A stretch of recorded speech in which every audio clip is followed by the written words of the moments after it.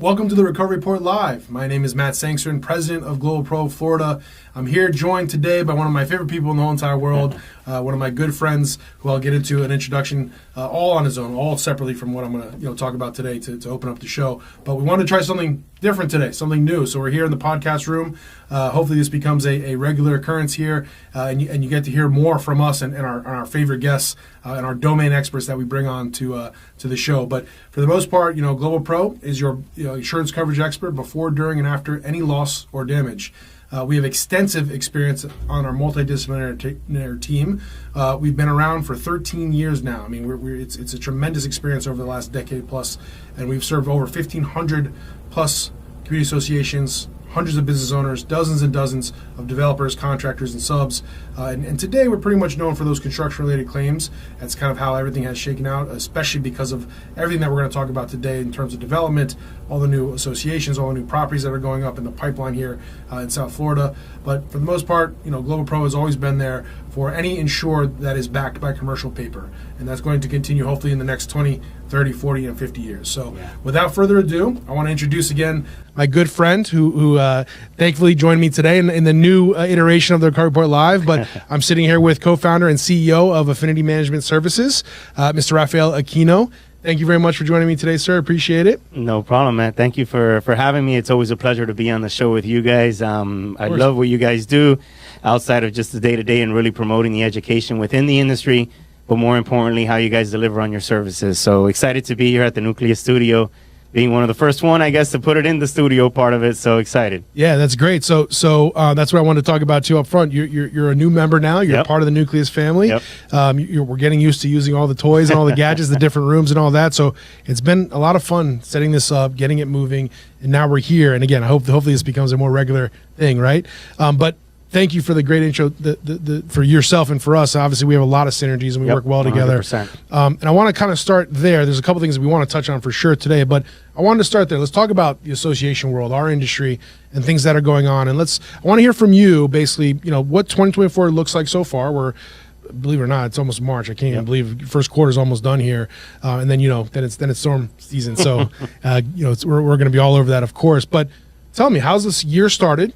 Any hangover from 2023, and what are you hearing from your associations just in general? Yeah, so from our side, there's so much going on. I mean, just like you guys, you get impacted by legislation. Right now, there's been legislation for the past, I would say since 2017, for years, that they've been trying to make changes, let's say, to the estoppel bill. There's been back and forth of eliminating the fee in its entirety. And what the estoppel bill is, it's really when you have a closing, normally there's a document that we provide saying that the owner owes something or doesn't owe anything.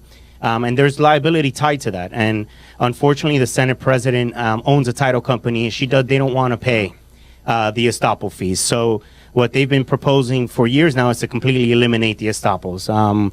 We just got word about 2 days ago that what they're trying to do now is actually have it paid at closing, which makes no sense. We should be paid when a transaction occurs. So it's HB 979. They were trying to eliminate the fee completely. It would have been a major tax for our associations because we would have had to pass that cost on. They were even considering eliminating any potential liabilities of us being able to file an insurance claim if we filed an improper or provided an improper estoppel. So, these things impact not just our business, but our associations as well. Unfortunately, with what's going on in the media, we're made to look like if we're bad guys, but like in every industry, there's a small amount of players that don't play by the rules. But unfortunately, they go, I like to say legislation by coercion, which is not the right way of handling things, especially in an environment like Florida, where we're very business. Our legislature is supposed to be moving in the benefit of the businesses. But that's one of the challenges that we're dealing with. One that ties a little bit more directly with you all has to do with insurance. Our associations have been being hammered for the past 2 years. There's been increases in coverage. I don't have to say that to anyone. Everyone already has seen it one way or another, whether if you're individual resident owner like I am, or whether you live in an association, we've seen major increases. But what's most interesting to me, and this is why I think it's so important to work with experts like you guys, is, you're starting to see policies. They're removing things from policies. And if you're not aware of it, either if your insurance agent is not advising you or a partner such as you, you could find yourself in a very difficult situation. So insurance has been a big thing. And then lastly, you know, the structural integrity reserve studies, our associations having to now have mandatory reserves in the coming year. You know, I think that our legislators did what they needed to do. Obviously, we had a ton of lives lost, and we need to at least do something to dedicate to those lost victims. But it's been a big impact, you know, everything coming together, insurance. We're having to deal now with mandatory reserve, structural integrity. So it's been a lot, not just for management companies, but also for our clients as well. So I think the couple of things that I'm constantly hearing, but obviously when we talk about what's going on, you know, is this legislative overhang, right? This constant change that we've seen for really it kind of started 2020, I guess, like kind of at the start of the pandemic. It kind of forced a lot of things. Obviously, the unfortunate incidents at Surfside, you know, really kind of propelled a lot of the legislation that we've seen. Correct. Some of those special sessions and things like that, obviously. But I think maybe it might be the best word in my opinion. It's this overhang. It just is always there, and nothing seems to have gotten better. At the end of the day, you hit the nail on the head. We've had increases every single year. Yeah. I had an article. Dan and I spoke about it. I think Dan spoke on a previous episode about a week ago or 2 weeks ago. But these insurers, some are coming back to the market now, which is great. And when I say this is mostly on the residential side, not the commercial side that you know, associations would be covered by. But on the residential side, you have some insurers coming back to the table, coming back into the market, which is fantastic. We want competition. We want the chance to have better pricing and things like that. But they're coming back asking for 58 and 60 and 65% increases right off the bat, some of them. So they just got here. Now they want to go up, you know, 2/3. I mean, that's crazy. I think on average, if I look back over the past 3 years, especially the association world, I mean, the residential side is out of control, but the association world, you're getting 40, 50% on average. Easy. Yep. So your premium over the past 3 years has probably doubled, if not more. Correct. At minimum. You know, and they used to blame it on claims, right? But not so much anymore, right? So at the end of the day, so it's more, my point is more, there's a lot of variables. There's a lot of factors that go into it. The legislation has really pushed, and the pendulum has swung way too far. And I think for you guys, I always say this, and you know, you've heard me probably say this like a broken record. You guys have the hardest job in the world. Yeah. Managing these associations is very, very hard. You have to be very precise, very ethical. You have to know what you're doing. You can't fake it. You can't half-ass it. You can't just show up. It's not just a show up job. You know, it's not a 9 to 5. Not at all. Especially if you're on site, right? Correct. And so it's hard enough. And then you've had the past 3.5, 4 years with the pandemic on top of it. I mean, it's been unbelievable. And so now again, you have this estoppel matter, which has been on. It's been 2-3 years, right? It's been lingering. Yeah. It's been going on for years, but now the past 2 or 3 years, it's been really bubbling up again. Yeah, and so I feel like this overhang is still here. So I think that's what we're going to talk about for most of the year, and we'll have another discussion about it later in the year. But that seems like it's going to continue.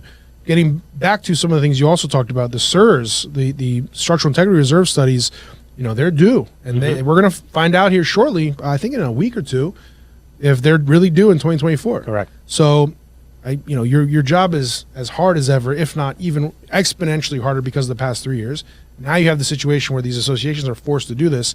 I've had, I think, 2 or 3 people on episodes just in the past 3-4 months talk about condo terminations, talk about what might happen. So are you hearing that yet? Any association company has said, what happens if we can't pay for this? What happens if we can't meet our reserve studies? Correct. Yeah, I mean, I've spoken about that as well in our webinars, and there are some clients that they're already starting to have the conversation. They're trying to look at, all right, if this is going to be serious, like if this is the amount of money that we're going to need to set aside, but unfortunately one of the buildings is in an area that, you know, developer is not going to be prone to purchasing it, you know, where you're going to see more opportunities or where you're reading they might not have that opportunity. Correct. That's correct. They may not be able to get the value that they're looking for just because of where the location of the property is. I still think that a lot of people aren't really truly aware of what's to come. I still have associations that think that something's going to change, and the reality is that you're right. There may be some change, but as of right now, we haven't seen anything that's being written that says, okay, we're going to extend it, unless something happens from 1 minute to the next in a special session, or that there's something gets popped up. So the truth is that associations, if you haven't already taken the position to correct or take the steps that you need to take, you're going to find yourself in a very difficult position. Yeah. And you're going to find your residents, you're going to put your residents in a very difficult position because, unfortunately, if you're not communicating with your residents and letting them know that this is to come, and you're just going to blindside them, you're going to find you're probably going to put your association in a very difficult position. Yeah. So yes, it has been very challenging for us. Fortunately enough, the individuals that are really laser focused in the industry have been focused, like we like to say, we've been educating at least our board members, letting them know of what's to come, and those that are not listening as they should, it's just letting them know, look, this is what's going to happen. I mean, 2 months ago, we let go of a client because they haven't done anything. They haven't done anything. They haven't taken any direction. And the last thing we want is for them, the residents, to then say, well, no one has told us anything. You know what's going to happen. Communicating. Right. So, we're going to see something interesting in the next year and a half. I think it's still going to be into next year because at least if you have your structural integrity signed off, there's ways to be able to push an additional year, but I think in the coming year, we're going to see what's really going to happen. The true value of living in a condo is going to be reflected. Many of the buildings maybe in Brickell are going to be okay because they've had something. What you're going to see more is the infills where you're going to see some of the bigger, larger impacts, I think. Especially if they're 30 and 40 years old already. Yep, correct. Right? Obviously, that's going to be, that's kind of a double whammy. I don't know a better analogy, but they're getting hit twice there, right? Yep. So they have to get through the recertification, maybe sometimes for the first time now, and they don't understand any better. And that's where your Affinity and your crew, your team, are absolutely integral. I mean, correct. It's not easy to understand what's going on. No. It's definitely not. And what we try to tell boards, look, we got to look at things. We like to look at things, at least at Affinity, is from two sides. Is yes, we're going through a very difficult situation right now. Yeah. But the truth is that once we get past it, once we could get those reserves passed, we have a structural integrity report done. Now the board is going to be in the position of doing what needs to be done for the association. And targets, yeah. Yeah, because now you have the money to say, okay, I need to paint the building every 8 years, every 12 years, depending on what paint and where you're located, where your structure is located. Yeah. But before they didn't have that, so they were always put under the gun. Well, I don't know if we need to. Let's wait another year, and they didn't realize that waiting another year, you have more spalling, you have more costs associated with it. So what's interesting is hearing you talk about potentially what could go wrong and why you need to do things to be in compliance with the structural these SIRs and the reserves. And what's interesting is I had a whole conversation with the recording stopped. Oh.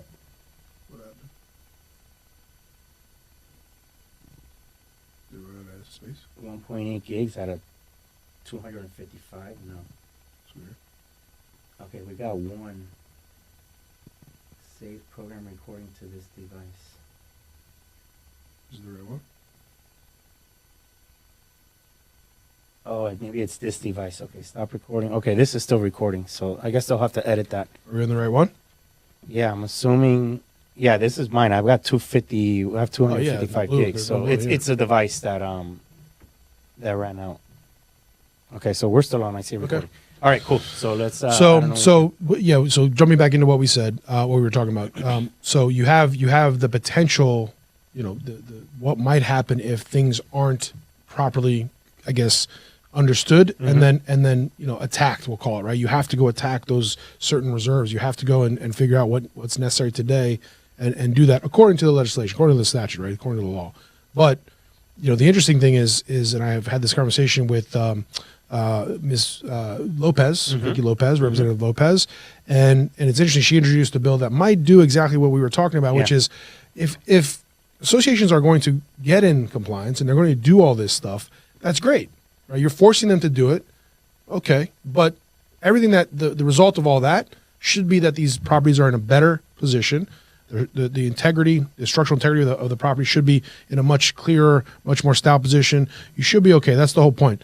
But what happens after? Why is there no reward for doing all of that, for complying with all that? And there should be, meaning we have to figure out a way to get insurers to also put up, some ante up, or put up some portion of their allotment here. If association does all the things that are necessary for today, for reserve studies, any maintenance, painting, stucco, concrete restoration, whatever, okay, then why are their premiums continuing to go up? That makes Yeah. zero sense. It's the total opposite. They're more insurable at that point. Correct. And so if they know that there's a pathway to getting in compliance with all these structural reserve studies, and they have recertifications going on, there's got to be something on the other side. Like, Yeah. I don't know how we don't consider that at all. If they're going to do all this and fight to figure out ways to get funds, I mean, let's talk financing in a little bit, but you can't even go out and get a loan for most of this stuff. It's not going to happen. No bank is going to lend to an association. It's not going to happen, right? So they're struggling to get in compliance, do all the things they need to do to protect their property, and there's nothing on the other side that makes zero sense to me. So we talked about it. There were some folks from Citizens there actually at the panel, which is interesting. But there's got to be something else. And if the properties are more insurable on the other side of all this, there has to be some consideration. And so I don't know if your associations ask you about that, or if they're just laser focused on, oh my God, I got to comply with all this stuff. There's a little bit of a mix. I could speak from a residential side, and I'm going to go into the commercial. Like from the residential side, which you are seeing as well with the building. From a residential side, I have a home that has a 4-year roof, brand new windows, plumbing redone, completely gutted and done. My premiums have gone up 40%. So my associations that we manage, are in the same predicament. And what you bring up is a very important point, because if these buildings are structurally sound, and you have many buildings nowadays putting up impact windows, so that now secures them. At the same time, they're going to have newer roofs. There should be something then. There must be some kind of balance. And I know I sent you an interesting article that you had read already, where we were fed the story that it was all about the claims. And now that's been debunked. So I don't know where the market goes, because it's not my area of expertise. It's more your area of expertise. But something needs to be done within the market. Yeah. I mean, when you have, as you stated, these buildings, fixing the buildings up, especially if they're putting windows, brand new roofs, there needs to be an adjustment. There has to be. Yeah. So right now, the boards, the way they see it, the way I like to say it is when they're in a very difficult position, they're just focused on that issue. Right. And really what we try to do is, because, correct. What we try to do is, look, let's peel it back. This is a challenge, but ultimately we still need to think down the road of what we can do to benefit, because there will be change. So it's helping them and guiding them through that. Yeah. So going back to what you mentioned before, piggybacking off of the insurance side, it's interesting. If they're fortifying your property, we'll call it, right? There should be some consideration, and there should be something that's done. You force the associations and homeowners to do this. Why are you not forcing carriers to do something as well? It just doesn't make any sense. By the way, we also pay taxes, which flow into a $2 billion reserve system that's supposed to be the backstop there, which technically is for citizens, but we also fund citizens as well, right? So it's an interesting situation where it's so one-sided, right? And so you mentioned the great thing before, though. You said, something like pipes for a home, gutted and replaced, right? So now the materials aren't that much more expensive. In fact, I would argue it might be less expensive today. You're using PVC or whatever else, correct, right? So now the labor, a little more expensive. But if you've paid for that as a homeowner, why are you then having to pay even higher premiums, That's right? correct. And then again, you can extend that to a scenario for an association. So again, I don't want to beat a dead horse here, but I think there needs to be something, and hopefully we'll see it out of this legislative session. We'll see. I know Representative Lopez has a bill. I've read through it, and very interested to see what happens here, because that's kind of the first step, and we'll see how that goes. So moving on to kind of something else that you mentioned before as well. If this doesn't work out for associations, how are you leading them today? Is there a way that you're maybe helping them try to figure out or realize that, or trying to position themselves in a position, in a way that could maybe give them a softer landing? I mean, what can they do right now? Yeah, so it's difficult, Matt. I mean, I wish I could give like a silver bullet. This is how you solve it. The way we've been doing it is just communicating. Look, this is what's going on. This is not going to be forever. Insurance rates has been cyclical, just like the market is.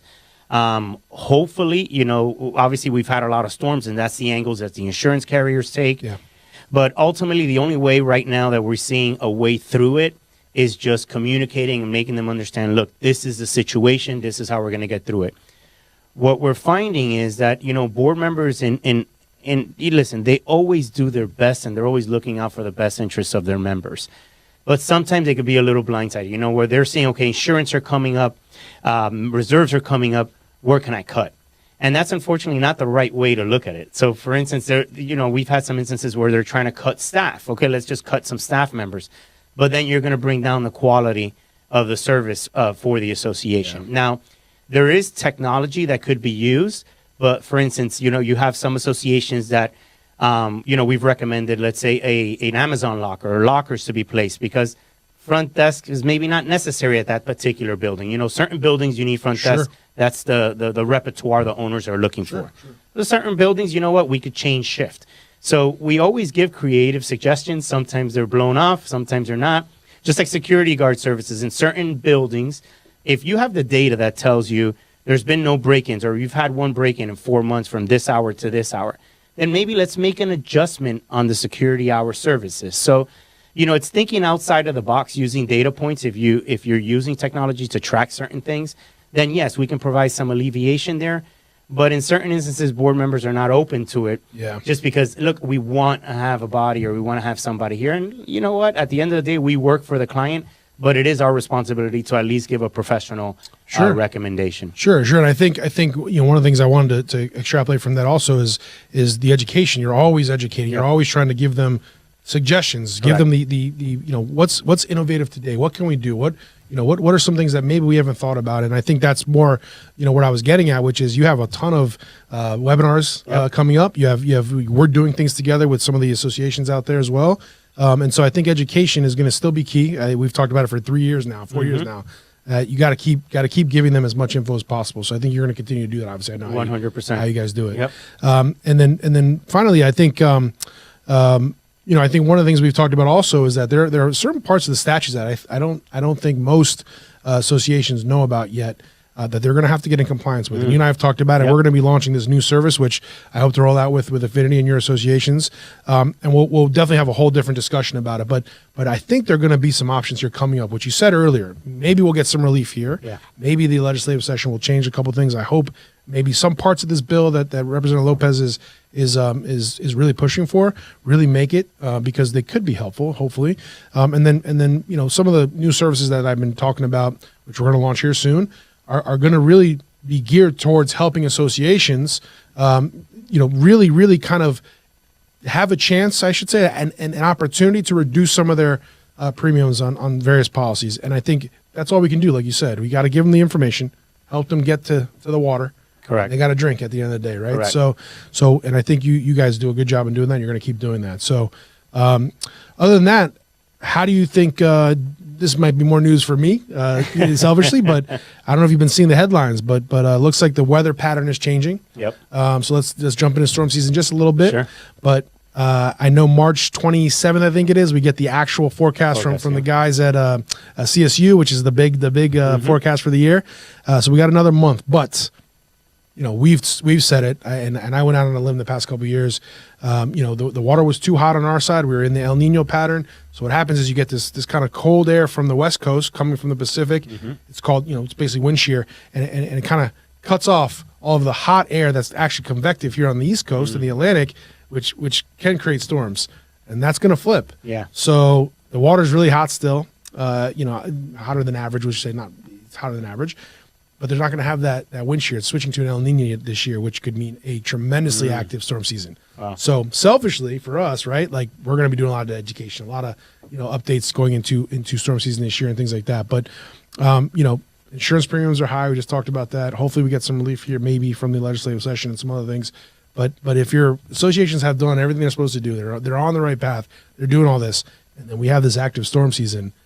It's going to be, icing on the cake, especially after the past couple of years. Yeah, and the truth is that, we've been very fortunate. We've been at least here in South Florida. We've been very fortunate, but we can't lose sight of what a storm will do. We can't lose sight of it, and I think you said it right. And if by providing that education now of like the pattern is flipping, this is what occurs when that flips, and being prepared because we're human, so we get complacent. Of course. And many associations have gotten complacent. Hopefully, if you're professionally managed, let's say with Affinity, we're already kind of always ahead of it of thinking, okay, what can we do? What are better protocols that we can put in place? Yeah. But for those self-managed associations, that, you know, that they're maybe not on top of the day-to-day of what's going on with the market because they're, again, in their box. So by the way, self-managed today, you're going to have a tough time, especially I would argue the next 3 to 5 years, because I know the pipeline. I know what's coming, what's being built. I know, like, there's going to be a lot coming down here from a construction standpoint. If we have a storm, it's going to be pretty heavy. And a lot of communities that we know went self-managed because of the costs and things associated. And again, I think if you're self-managed today, but I don't want to be too alarming, right? Yeah. But you're putting your association in a very tough, difficult position. And they should be reaching out to companies like Affinity and trying to figure out if there's a way to get that advice that they need, because you know it's like getting your house robbed and you don't have an alarm system. Correct. You put the alarm system after you got robbed. It makes no sense. Yep. Okay. Yep. You know, and then you can't expect them to come in and clean everything up in one swoop. You know, but yeah, the preparation, Matt, is going to be critical. It's if it's ever a time, it's now. And then if we do get hit, it's understanding. Well, let me take one step back. Before is, you know, making sure that you have your policies like that. Yeah. That is like you've heard me talk. You've heard me talk. Having those policies is so critical because you need those policies in these instances, and more than anything, it's having your providers already lined up. Because if you don't have your providers lined up earlier on, you're not going to be on their list. You're not going to have the relationship to at least pick up the phone and say, "Hey, Matt, this is what's going on," and you guys are super honest and straight to the point. I got you on this number. And if you don't have a relationship, you're not going to be on that list. And what's going to happen is you're going to end up calling another provider. You're not going to know how that provider works. You're going to be put into a tough predicament, and you're going to execute what you need to execute. You're going to pay whatever price is in front of you because that's the only option you're going to have at the time. Yep. So it's funny. We were just talking before about the solar flare that calls all. I mean, after a storm, there is no cell service. After a storm, there is no email, right? Correct. Like so, and it takes a week or so. Hurricane Michael, Hurricane Ian, Irma, you can go back and just look. It takes weeks, and eventually, and I say weeks. It takes a couple weeks for temporary solutions, meaning you're going to see vans everywhere with satellites up in the air. But again, it's very hard to communicate after the fact, right? Like the analogy I meant about getting your house robbed. You know. So again, if you're self-managed today, I would argue, do whatever you can to see if there's an option to having help, because it's going to be very, very difficult. And my comment about the construction, the pipeline, what we have in development right now for the next 5 to 8 years, which started 2 years ago, really, called a decade, right, is so heavy. I mean, Brickell's going to double the number of high rises. Yep. There's not enough people to staff. I mean, we don't have enough qualified or licensed people, I would say, right, to staff all this. But we don't have enough engineers in the state to get through all these reserve studies, turnovers, all the stuff that needs to happen. I mean, there's a lot that's going to come the next 5 to 8 years, we'll call it. And if you're self-managed in the next 2 to 3, you might be really, really behind. If we have a storm, it's going to be really, really difficult. Very difficult. And so, I think that's a takeaway from many discussions we've had. But self-managed properties are and again, right today, the way the market is, the way the landscape looks, everything that's going on is very difficult for me to understand why you'd want to do that right now. So. Yeah, and I think you said it a bit right. You've had some board members that are, thinking at just bottom line, not realizing everything else that comes with it. There was a ton of value seen in managing companies when COVID hit because, we took care of it. Us professional companies, we took care of it. We were on top of it. Okay, this is what we need to do. These are the protocols. And we saw a wave of self-managed properties come on to the management platform. I think that wave will continue, I hope, because not just for our own selfish reasons, but the reality is that if you're not up to date, if your board or your current manager is not up to date with the legislation, with everything that's going on, you can find yourself in a very difficult position. Yeah. Yeah. And again, it'll cost you more money More money in the long haul. Yep. Interesting. So that's something we can extrapolate throughout the year. I think we'll see a lot of changes this year. And so I think that was pretty well rounded. I don't know if you have anything else, but that was great. Thank you. No problem. Thank you as always for having me on. It's always a pleasure to be here with you guys. Always great talking to you. So looking forward to the next one. It's my honor always. I want to leave everybody with, we have an important event coming up, the gala for the LBA. We're board members at the LBA. President Installation Gala. Mr. Tony Gomez, Anthony Gomez is taking. Well, I guess technically he's already the president. Yeah, he's already president. This is his party. We'll call it his party, right? And We know how to party at the LBA. Yeah, that we do. That we do. So that's coming up, but we have a couple things coming up that we're already planning as far as education goes. So I want to make sure we have those out there. We'll get some dates in the caption too for the video, but we have some Brickell Homeowners Association events coming up that we're going to be leading and giving some great information at. We'll have those lined up, probably 3 or 4 dates by the time we get to the rest of the year, which is great. I'm going to do some things with the Downtown Neighborhood Alliance, the DNA, and then the BNA, which is the Biscayne Neighborhood Association. And so we're going to continue to do all that stuff, as always, for everybody in different groups, different panels, different ways, trying to bring in as much, different perspectives every time, as much info as possible. So look out for those, obviously. And then I'll leave you with Rafael's, the amount of content that Rafael's putting out right now is tremendous. So what I want you guys to do, everybody, I want you to go to LinkedIn. If you're not following Rafael, follow him. Please go connect with him, because you're going to get a ton of information. And sometimes I scroll backwards because I miss like 3 or 4. So I go back and look, and then I write a little note. You know me, and then I like it, whatever. But we've learned from the best. You gotta go connect and follow Rafael, and follow GlobalPro while you're at it, obviously, and Dan and I and everybody here at GlobalPro. But for a ton of great bits of information, for up-to-date information, for some of these innovative strategies and innovative things that associations should be thinking about, you should definitely go check out Rafael's LinkedIn and connect and follow with him. And reach out, right? Engage. Yeah, send him a note. Send him an email. Yeah, just our YouTube channel is managed by Affinity. So is our LinkedIn or Instagram. So feel free to reach out to us. Our website is managedbyaffinity.com. Looking forward to having the conversation. And thank you again, Matt, for having me on. Awesome. Thank you very much. Appreciate it, sir. No problem. See you at the next one. Yeah.